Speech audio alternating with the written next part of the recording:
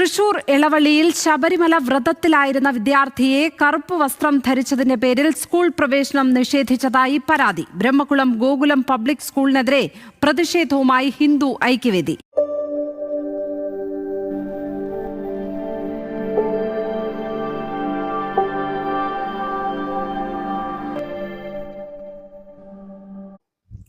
തൃശൂർ ബ്രഹ്മപുരം ഗോകുലം സ്കൂളിൽ നിന്ന് ശബരിമലയ്ക്ക് വേണ്ടി കറുത്ത വസ്ത്രം ധരിച്ചതിൻ്റെ പേരിൽ സ്കൂളിൽ നിന്ന് വിലക്കുകയും അതിനെതിരെ ഹിന്ദു ഐക്യവേദി ആ സ്കൂളിലേക്ക് പ്രതിഷേധ പ്രകടനം നടത്തുകയും ചെയ്ത വാർത്ത നമ്മൾ പലരും കണ്ടിട്ടുണ്ടാവില്ല, കേട്ടിട്ടുണ്ടാവില്ല. മുഖ്യധാരാ മാധ്യമങ്ങൾ ആരും ആ വാർത്ത റിപ്പോർട്ട് ചെയ്തിട്ടില്ല, ചാനൽ ചർച്ച ആയിട്ടില്ല. ഈ വിഷയം വലിയൊരു വിവാദത്തിലേക്കോ ചർച്ചയിലേക്കോ ഒരു ചാനലുകാരും കൊണ്ടുപോയിട്ടില്ല. അതുകൊണ്ട് തന്നെയാണ് ഇത്തരം വാർത്തകൾ നമ്മളിൽ പലരും അറിയാതെ പോകുന്നത്. ഈ ഒരു വിവാദത്തിൽ ഏതെങ്കിലും ഭാഗത്ത് മുസ്ലിങ്ങൾ കക്ഷി ചേർന്നിട്ടുണ്ടെങ്കിൽ അത് വലിയൊരു വാർത്തയാകുമായിരുന്നു, വലിയ വിവാദമാകുമായിരുന്നു. എല്ലാ ചാനൽ ചർച്ചകളിലും മുഖ്യ വാർത്തയും ചർച്ചകളും അത് തന്നെ ആകുമായിരുന്നു. പക്ഷേ ഇവിടെ അതൊന്നും നടക്കാത്തത് എന്തുകൊണ്ടാണ്? അതിലൊരു കക്ഷിയായിട്ട് മുസ്ലിം വിഭാഗമില്ല എന്നതാണ് കാരണം. ഇവിടെയാണ് നമ്മുടെ നാട്ടിലെ ചാനലുകാരുടെ ഇരട്ടത്താപ്പ് നമ്മൾ മനസ്സിലാക്കേണ്ടത്.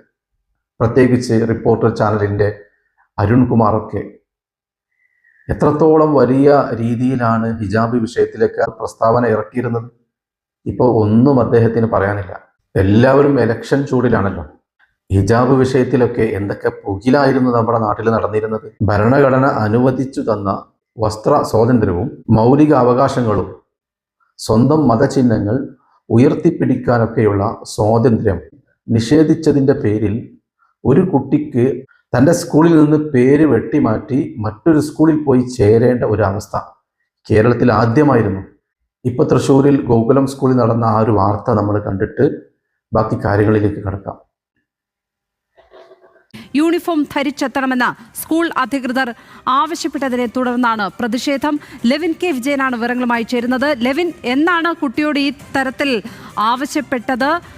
എന്താണ് ഇതുമായി ബന്ധപ്പെട്ട് സ്കൂൾ അധികൃതർ പങ്കുവയ്ക്കുന്ന കാര്യം? ലക്ഷ്മി, നവംബർ 3 മുതൽ ശബരിമല വ്രതത്തിലായിരുന്ന കുട്ടിയെ കറുപ്പെടുത്ത് സ്കൂളിൽ പ്രവേശിക്കാൻ അനുവദിച്ചില്ല എന്നുള്ള കാരണം പറഞ്ഞുകൊണ്ടാണ് ഹിന്ദു ഐക്യവേദിയുടെ നേതൃത്വത്തിൽ പ്രതിഷേധം നടന്നത്. ഇന്ന് രാവിലെയാണ് സ്കൂളിൽ വിദ്യാർത്ഥിയുമായി എത്തി ഹിന്ദു ഐക്യവേദി പ്രവർത്തകർ പ്രതിഷേധവുമായി എത്തിയത്. ഹിന്ദു ഐക്യവേദി മാത്രമല്ല, സംഘപരിവാർ സംഘടനകളടക്കം ഈ പ്രതിഷേധത്തിൽ ഭാഗമായിരുന്നു. നമുക്ക് മുന്നിൽ ഒരു മാസത്തിന് മുൻപ് നടന്ന ഉദാഹരണമുണ്ട്. പള്ളുരുത്തി സെന്റ് റീത്ത സ്കൂളിലെ ശിരോവസ്ത്ര വിവാദത്തിന്റെ കൂടി പശ്ചാത്തലത്തിൽ വേണം നമുക്ക് ഈ വാർത്തയെ കാണാൻ. അതായത് കുട്ടി ശിരോവസ്ത്രം ധരിച്ച് പള്ളുരുത്തി സ്കൂളിൽ എത്തിയപ്പോൾ സ്കൂൾ മാനേജ്മെന്റ് അധികൃതർ, പ്രിൻസിപ്പൽ അടക്കമുള്ള ആളുകൾ പ്രവേശനം നിഷേധിച്ചിരുന്നു. സമാനമായ സംഭവം തന്നെയാണ് ബ്രഹ്മകുളം പബ്ലിക് സ്കൂളിലും നടന്നിട്ടുള്ളത്. ശബരിമല വ്രതത്തിലായിരുന്ന കുട്ടിയെ ഈ കറുപ്പെടുത്ത് വന്ന് ക്ലാസ്സിൽ പ്രവേശിക്കാൻ അനുവദിക്കണമെന്നുള്ളതായിരുന്നു രക്ഷിതാക്കളുടെ അടക്കം ആവശ്യം. അവർ ഇത്തരത്തിൽ ആവശ്യം മാനേജ്മെന്റ് അധികൃതരുമായി മുന്നോട്ട് വെച്ചെങ്കിലും ഇത്തരത്തിൽ യൂണിഫോം ഇല്ലാതെ കുട്ടിക്ക് ഇത്തരത്തിൽ ശബരിമല വ്രതത്തിന്റെ ഭാഗമായി കറുപ്പ് വസ്ത്രം അണിഞ്ഞുകൊണ്ട് സ്കൂളിൽ പ്രവേശനം അനുവദിക്കാനാവില്ല. യൂണിഫോം ധരിച്ചാൽ മാത്രമേ കുട്ടിക്ക് ക്ലാസ് മുറിയിൽ കയറാനും പഠിക്കാനും ആകുകയുള്ളൂ എന്നൊരു നിലപാടാണ് സ്കൂൾ മാനേജ്മെന്റ് തീരുമാനിച്ചിരുന്നത്. ഈ വിഷയത്തിൽ പിന്നീട് സ്കൂളിലെ ബന്ധപ്പെട്ട അധികൃതരുമായി ചർച്ച നടത്തിയെങ്കിലും രക്ഷിതാക്കളുടെ ആവശ്യം പരിഗണിക്കാൻ സ്കൂൾ മാനേജ്മെന്റ് തയ്യാറായില്ല. പിന്നാലെ തന്നെ ഈ രക്ഷിതാക്കൾ ഈ വിദ്യാർത്ഥിയുടെ പ്രശ്നം അവതരിപ്പിച്ച് സംഘപരിവാർ സംഘടനകളെയും ഹിന്ദു ഐക്യവേദിയെയും സമീപിക്കുകയായിരുന്നു. ഇതിന് പിന്നാലെയാണ് ഇവരും ചർച്ച നടത്തി. പക്ഷേ ഉന്നയിച്ച ആവശ്യത്തോട് വഴങ്ങാൻ സ്കൂൾ മാനേജ്മെന്റ് തയ്യാറായില്ല. ഇതിനെ തുടർന്നാണ് ഇന്ന് പ്രതിഷേധം നടത്തിയിട്ടുള്ളത്. വരും ദിവസങ്ങളിലും അതിശക്തമായ പ്രതിഷേധവുമായി മുന്നോട്ട് പോകുമെന്നാണ് സംഘപരിവാർ സംഘടനകൾ, ഹിന്ദു ഐക്യവേദി നേതാക്കൾ നമ്മളുമായി ബന്ധപ്പെട്ടപ്പോൾ അറിയാൻ സാധിച്ചിട്ടുള്ളത്. ഏതായാലും സ്കൂൾ മാനേജ്മെന്റ് തങ്ങളുടെ നിലപാടിൽ വിട്ടുവീഴ്ചയില്ല, പിന്നോട്ടില്ല എന്നുള്ള നിലപാടാണ് സ്വീകരിച്ചിട്ടുള്ളത്. തങ്ങളുടെ സ്കൂളിന് കൃത്യമായ ചിട്ടവട്ടങ്ങളുണ്ട്, യൂണിഫോം മാതൃകയുണ്ട്. അത് പിന്തുടർന്ന് മാത്രമേ വിദ്യാർത്ഥിക്ക് പഠിക്കാൻ സ്കൂളിൽ പ്രവേശിക്കാനാവുകയുള്ളൂ എന്നുള്ള ഒരു നിലപാട് തന്നെയാണ് അവർ സ്വീകരിക്കുന്നത്. സ്കൂൾ ചെയർമാൻ ആയിട്ടുള്ള വ്യക്തിയും അദ്ദേഹം ഇത്തരത്തിൽ തന്നെയാണ് ഈ ബന്ധപ്പെട്ട അധികൃതരോടും പ്രിൻസിപ്പാളിനോടും ഹെഡ് മിസ്ട്രസിനോടും അടക്കം ആവശ്യപ്പെട്ടിരിക്കുന്നത്, നിർദ്ദേശിച്ചിരിക്കുന്നത് എന്നുള്ളതാണ് നമ്മൾ മനസ്സിലാക്കുന്നത്. ഏതായാലും യൂണിഫോമിനെ ചൊല്ലിയുള്ള വിവാദം സംസ്ഥാനത്ത് പല സ്ഥലങ്ങളിലായി ഉണ്ടാകുന്നു. ഈ ഹിന്ദു ഐക്യവേദി പ്രവർത്തകർ പറയുന്നത് ഈ ഗോകുലം പബ്ലിക് സ്കൂൾ നേരത്തെയും സമാനമായ നിസ്സാരമായ രീതിയിൽ ഈ കറുപ്പ് വസ്ത്രം അണിഞ്ഞെത്തിയ ശബരിമല വ്രതം നോറ്റിരുന്ന വിദ്യാർത്ഥികളെ ഇങ്ങനെ സ്കൂളിൽ പ്രവേശിക്കാൻ അനുവദിച്ചിരുന്നില്ല.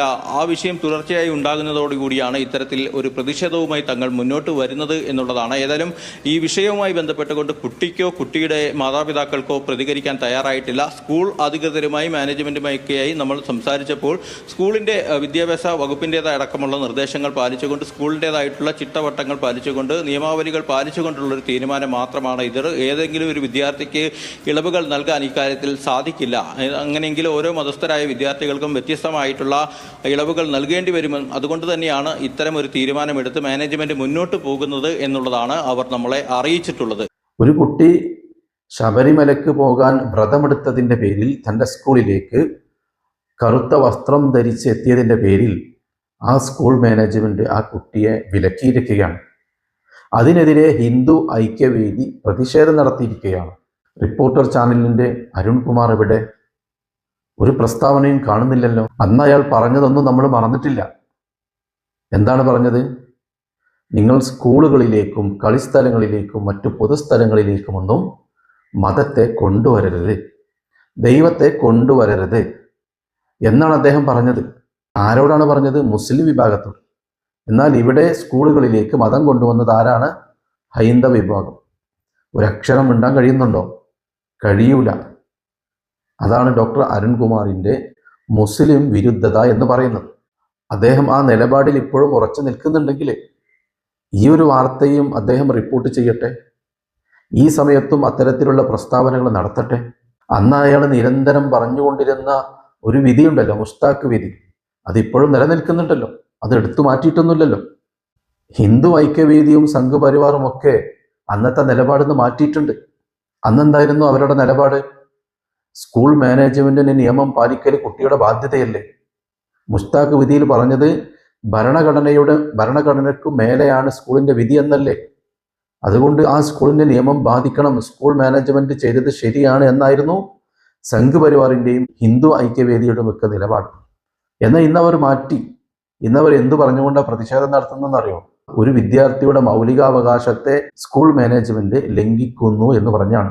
സ്കൂൾ മാനേജ്മെന്റ് നിയമം പാലിക്കാനൊന്നും ഇപ്പൊ അവർ പറയുന്നില്ല. ആ പഴയ നിലപാട് ഇപ്പൊ അവർ മാറ്റിയിട്ടുണ്ട്.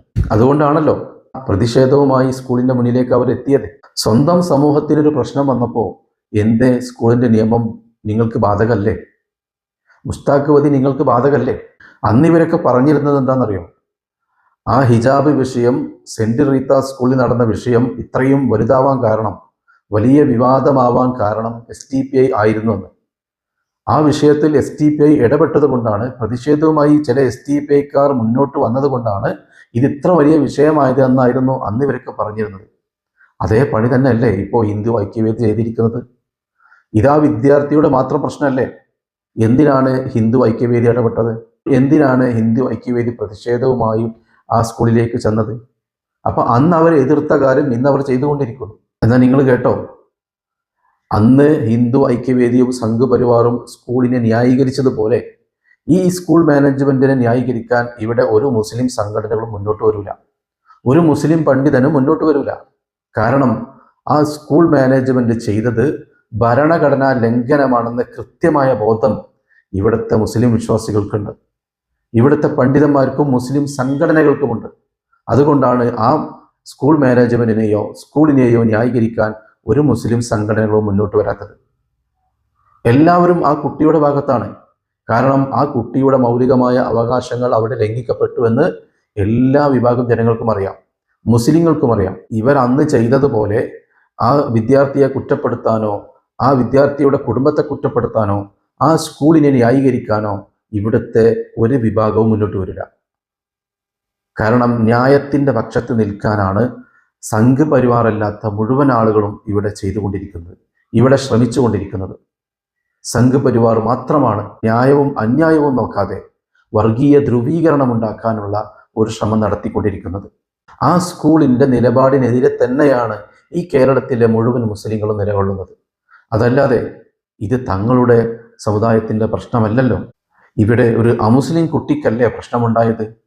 തങ്ങൾ എന്തിന് അതിൽ ഇടപെടണം എന്നൊന്നും ആരും ചിന്തിക്കുന്നില്ല. ഇവിടെ സംഭവിച്ചത് ഒരു വിദ്യാർത്ഥിയുടെ മൗലികമായ അവകാശങ്ങളെ ലംഘിക്കുകയാണ്.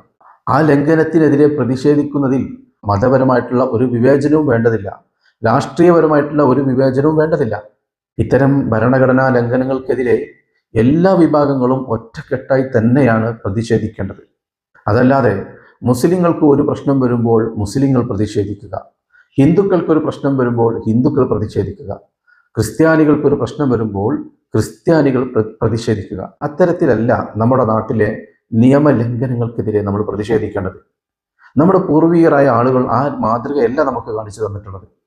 ഇവിടെ ഏതൊരു മനുഷ്യനും ഒരു പ്രശ്നം വരുമ്പോൾ ആ പ്രശ്നത്തിന് പരിഹാരം കാണേണ്ടത് എല്ലാ വിഭാഗം ജനങ്ങളും ഒരുമിച്ചാണ്. ഇതുപോലത്തെ പ്രശ്നങ്ങൾ ഇനിയും നമ്മുടെ രാജ്യത്ത് ഉണ്ടായിക്കൊണ്ടേയിരിക്കും. കാരണം ഇത്തരം വിഷയങ്ങളിൽ കോടതികളാണ് തീർപ്പ് കൽപ്പിക്കേണ്ടത്. കോടതിയിൽ ഇത്തരം വിഷയങ്ങൾ എത്തിയാൽ അതിന് കൃത്യമായിട്ടുള്ള ഒരു വിധി പറഞ്ഞുകൊണ്ട് ജനങ്ങൾക്ക് വ്യക്തമായ നിർദ്ദേശങ്ങൾ കൊടുക്കേണ്ടതുണ്ട്.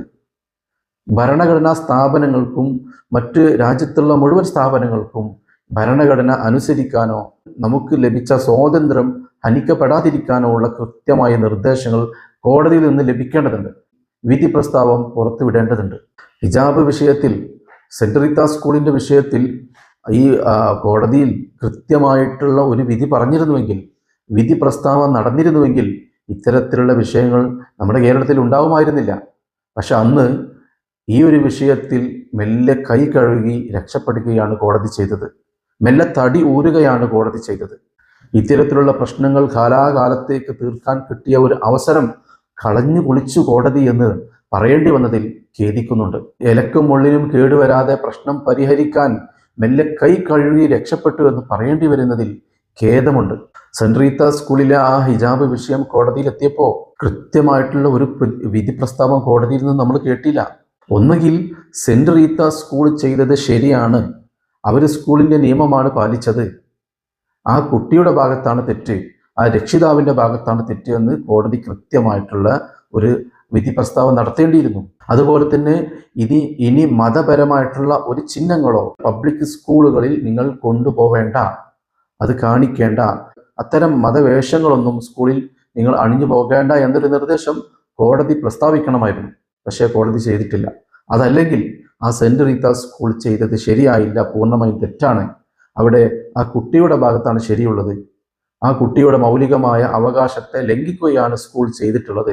അതുകൊണ്ട് ഇനി ഒരു സ്കൂളിലും ഒരു വിദ്യാർത്ഥിക്കും ഇത്തരത്തിലുള്ള പ്രശ്നം ഉണ്ടാവരുത് എന്ന് വിചാരിച്ചിട്ട് എല്ലാ വിദ്യാർത്ഥികൾക്കും അവരുടെ മതപരമായിട്ടുള്ള വസ്ത്രങ്ങളും നിർബന്ധിത വസ്ത്രങ്ങൾ ധരിച്ചുകൊണ്ട് സ്കൂളിൽ പോകാം, അവരുടെ മതപരമായിട്ടുള്ള ചിഹ്നങ്ങൾ കൊണ്ട് നടക്കാം എന്നുള്ളൊരു വിധി പ്രസ്താവം അന്ന് കോടതി നടത്തിയിരുന്നെങ്കിൽ ഇന്ന് ഇത്തരത്തിലുള്ള പ്രശ്നം വീണ്ടും ഉണ്ടാവുമായിരുന്നില്ല നമ്മുടെ കേരളത്തിൽ. ഇത്തരത്തിൽ മതപരമായിട്ടുള്ള നിർബന്ധിത വസ്ത്രങ്ങൾ വിദ്യാർത്ഥികൾ സ്കൂളിലേക്ക് ധരിച്ചു വരുമ്പോൾ അത് തടയാൻ ഒരു സ്ഥാപനത്തിനും അവകാശമില്ല എന്ന് കോടതി വിധി പറഞ്ഞിരുന്നെങ്കിൽ ഇത്തരത്തിലുള്ള പ്രശ്നങ്ങൾ ഇന്ന് ഉണ്ടാവുമായിരുന്നില്ല. കോടതി ഒരു വിധി പറയേണ്ടത് താൽക്കാലികമായിട്ടല്ലല്ലോ, താൽക്കാലികമായി രക്ഷപ്പെടാൻ വേണ്ടിയല്ലല്ലോ കോടതിയിൽ എത്തുന്നത്. കോടതി ഒരു വിധി പ്രസ്താവിക്കുമ്പോൾ അത് ദീർഘകാലത്തേക്കുള്ളതാണ്, അതിന് സമാനമായ മറ്റു കേസുകൾക്ക് കൂടി ബാധകമായിട്ടുള്ളതാണ്. എന്നാൽ അതൊന്നും ഇവിടെ നടന്നിട്ടില്ല. ഇതാണിപ്പോൾ നമ്മുടെ നാട്ടിലെ കോടതികൾ. അത്തരത്തിലുള്ള വിധി കോടതിയിൽ നിന്ന് വരുമ്പോഴല്ലേ ഈ പൊതുജനങ്ങൾക്ക് കാര്യങ്ങൾ മനസ്സിലാവും. വിദ്യാർത്ഥികൾക്കാണെങ്കിലും സ്കൂളുകൾക്കാണെങ്കിലും മറ്റു സ്ഥാപനങ്ങൾക്കാണെങ്കിലും ഒക്കെ കൃത്യമായിട്ടുള്ള ഒരു നിലപാടിൽ ഉറച്ചു നിൽക്കാൻ കഴിയും, ഒരു നിലപാടിൽ മുന്നോട്ട് പോകാൻ കഴിയും. ഇത്തരം അവസരത്തിൽ അത്തരം വിധി പ്രസ്താവങ്ങൾ കോടതിയിൽ നിന്ന് വന്നില്ലെങ്കിൽ നമ്മുടെ നാട്ടിലെ ഇത്തരം പ്രശ്നങ്ങൾ എങ്ങനെ ഇല്ലാതായി പോകും, എങ്ങനെ അതിന് പരിഹാരം കാണും? ഏതായാലും വിദ്യാർത്ഥികളുടെ മൗലികാവകാശങ്ങൾ ലംഘിക്കപ്പെടുന്ന ഇത്തരം പ്രശ്നങ്ങൾ നമ്മുടെ നാട്ടിൽ ഇല്ലാതിരിക്കണം. അതിന് കോടതി ശക്തമായിട്ടുള്ള ഇടപെടൽ നടത്തണം. അത്തരം വിദ്യാഭ്യാസ സ്ഥാപനങ്ങൾക്കെതിരെ ശക്തമായിട്ടുള്ള നടപടി സ്വീകരിക്കേണ്ടത് നമ്മുടെ വിദ്യാഭ്യാസ വകുപ്പിൻ്റെയും ഉത്തരവാദിത്തമാണ്. അത്തരത്തിൽ ഇന്ത്യയുടെ ഭരണഘടനാ ലംഘനം നടത്തുന്ന, നമ്മുടെ നാട്ടിലെ ഓരോ പൗരൻ്റെയും മൗലിക അവകാശങ്ങളെ തടയുന്ന സ്ഥാപനങ്ങൾക്കെതിരെയും വിദ്യാഭ്യാസ സ്ഥാപനങ്ങൾക്കെതിരെയും മാനേജ്മെൻറ്റിനെതിരെയും കർശനമായിട്ടുള്ള നടപടി സ്വീകരിക്കാൻ ഭരണകൂടവും കോടതിയും വിദ്യാഭ്യാസ വകുപ്പും ഒക്കെ മുന്നോട്ട് വരണമെന്ന് മാത്രം പറഞ്ഞുകൊണ്ട് ഞാൻ അവസാനിപ്പിക്കുന്നു. അസ്സലാമു അലൈക്കും വറഹ്മത്തുള്ളാഹി.